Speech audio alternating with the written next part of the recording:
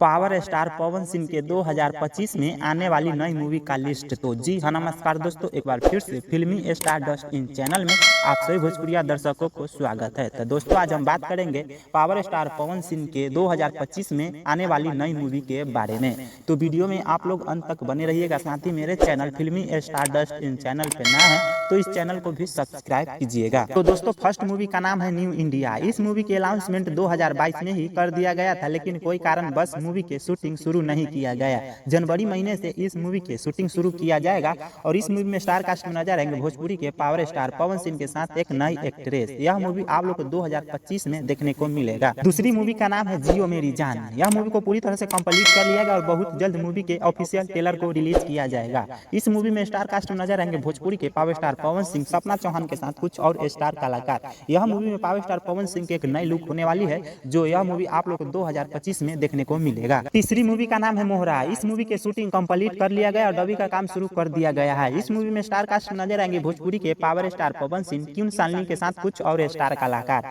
यह क्यून सालनी की पहली भोजपुरी मूवी होने वाली है और आप लोग को यह मूवी 2025 में सिनेमा घरों में देखने को मिलेगा। चौथी मूवी का नाम है पावर स्टार। यह मूवी को पूरी तरह से कंप्लीट कर लिया गया और यह movie power star Pawan Singh के जीवन पे होने वाली है। इस मूवी को प्रोड्यूस कर रहे हैं मधु शर्मा और इस मूवी में स्टार कास्ट में नजर आएंगे भोजपुरी के पावर स्टार पवन सिंह, मधु शर्मा के साथ कुछ और स्टार कलाकार। यह मूवी आप लोगों को सिनेमा घरों में 2025 में देखने को मिलेगा। पांचवी मूवी का नाम है लाखन सिंह। इस मूवी में पावर स्टार पवन सिंह की एक नई लुक होने वाली है, जो पावर स्टार पवन सिंह डाकू के किरदार में नजर आएंगे। यह मूवी को पूरी तरह से कंप्लीट कर लिया गया और बहुत जल्द मूवी के ट्रेलर को रिलीज किया जाएगा।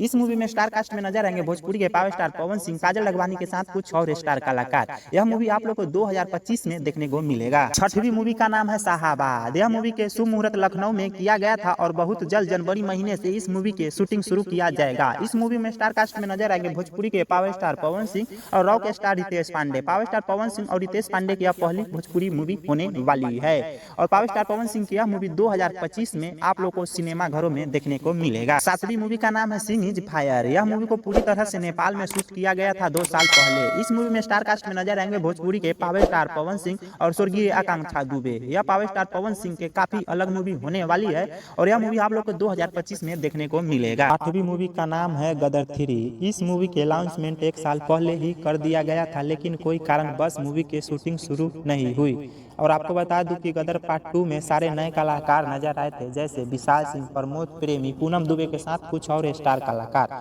पावर स्टार पवन सिंह की यह मूवी काफी हाई बजट के होने वाली है और पावर स्टार पवन सिंह के साथ अपोजिट कलाकार खेसारी लाल यादव या दिनेश लाल यादव निरहुआ देखने को मिलेंगे और यह मूवी आप लोग को 2025 में देखने को मिल सकता है। नौवीं मूवी का नाम है जिगर के टुकड़ा। इस मूवी के शूटिंग 2024 में ही किया जाना था, लेकिन कोई कारणवश नहीं हुई। 2025 में इस मूवी के शूटिंग कंप्लीट कर लिया जाएगा और इस मूवी में पावर स्टार पवन सिंह के साथ अपोजिट कलाकार गुंजन सिंह नजर आएंगे। यह मूवी आप लोग को 2025 में देखने को मिलेगा। 10वीं मूवी का नाम है साइको सैया। इस मूवी के शूटिंग 2025 में ही शुरू किया जाएगा और यह काफी अलग कॉन्सेप्ट पे बनने वाली मूवी है। आप लोग को बता दूं कि इस मूवी में स्टार कास्ट में नजर आएंगे भोजपुरी के पावर स्टार पवन सिंह, रितेश पांडे के साथ कुछ और स्टार कलाकार। यह मूवी आप लोग को 2025 के अंत तक देखने को मिलेगा। तो दोस्तों, यही थी पावर स्टार पवन सिंह के आने वाली 2025 में बड़ी मूवी। वीडियो अच्छा लगा होगा तो वीडियो को लाइक कीजिए और हमारे चैनल पे नए हैं तो फिल्मी स्टार डस्ट इन चैनल को आप लोग सब्सक्राइब जरूर कीजिए। धन्यवाद।